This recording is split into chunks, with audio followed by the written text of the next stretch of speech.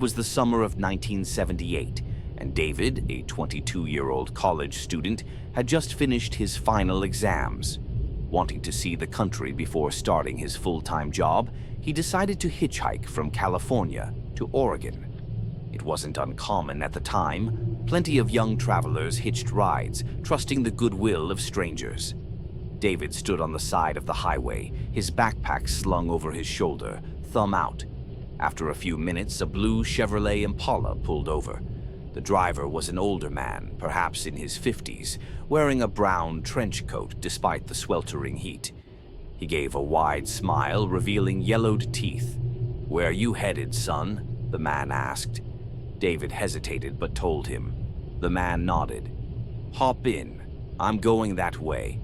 As soon as David got in, an eerie feeling crept up his spine.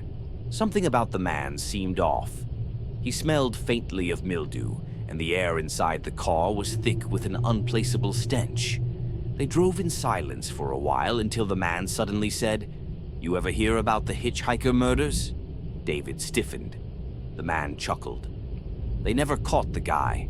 Just imagine. Some poor bastard gets in a car just like this one, and then, poof, never seen again." David forced a nervous laugh. He glanced at the door handle, making sure it wasn't locked.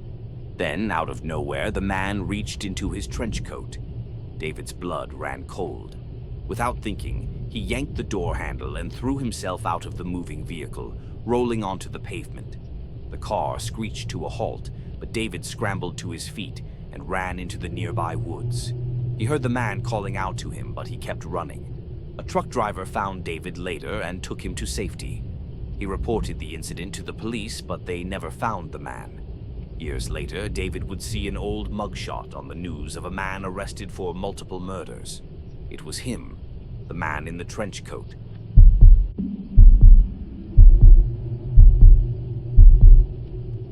In 1994, Julia was hitchhiking across Arizona, heading to a music festival. She was a free spirit, trusting and open to new experiences. When a white van pulled up, the driver, a thin man in his 30s with an almost too wide grin, offered her a ride. "Sure," she said, climbing in. For the first 10 minutes, they made small talk, but then the man started staring at her without blinking. His grip tightened on the steering wheel. "You have nice skin," he muttered. "Soft, like a doll." Julia's stomach twisted. She laughed awkwardly. "Thanks, I guess," the man continued, his grin widening. "I like soft things. I like to keep them." That was enough.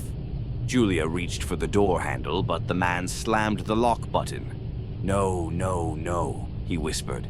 "I just want to take you somewhere special." She acted fast. Grabbing her bag, she swung it hard at his face. The van swerved, and in the chaos, she unlocked the door and threw herself out, hitting the ground hard.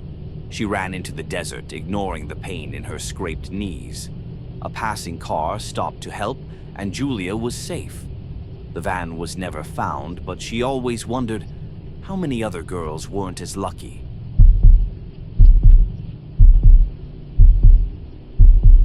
In the 1960s, Mark was hitchhiking through Texas when an older couple picked him up.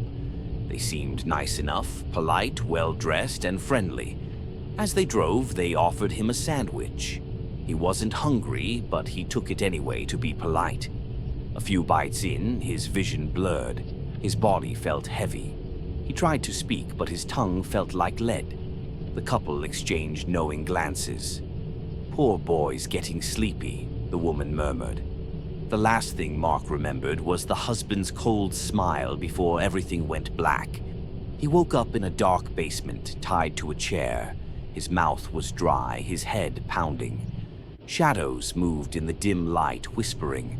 He doesn't remember how, but he managed to break free, using sheer adrenaline to bash through a weak wooden door and run until he collapsed by the side of the road.